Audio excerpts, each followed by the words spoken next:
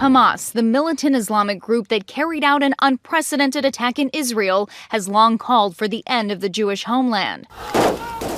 U.S. intelligence officials say Hamas, formed in 1987 during the First Intifada, wants to establish an Islamic Palestinian state in place of Israel and governed by Sharia law.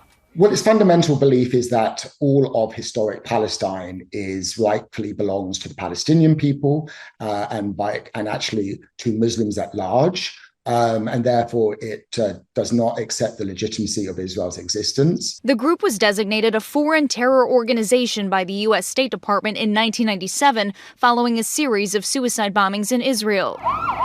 Hamas took complete control over the Gaza Strip in 2007, about 2 years after Israeli forces withdrew from Gaza, leaving the region under Palestinian authority.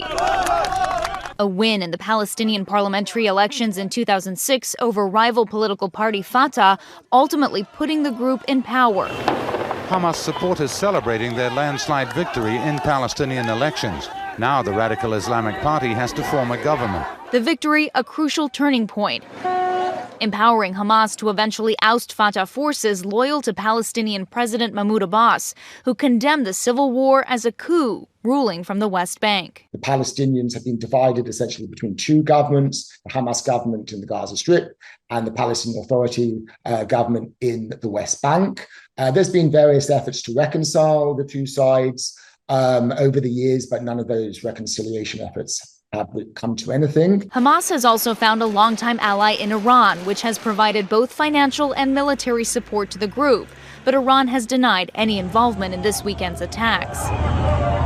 For decades, Hamas and Israeli forces have been in a cycle of violence that has included suicide bombings, kidnappings, and fighting along Israel's southern border that has resulted in the deaths of tens of thousands of Palestinians and Israelis, a cycle that doesn't appear to be ending anytime soon. Palestinians in the Gaza Strip are also victims of Hamas. So we shouldn't equate Hamas's actions with those of Palestinians or assume that Hamas is acting with the support of Palestinians in the Gaza Strip or Palestinians elsewhere.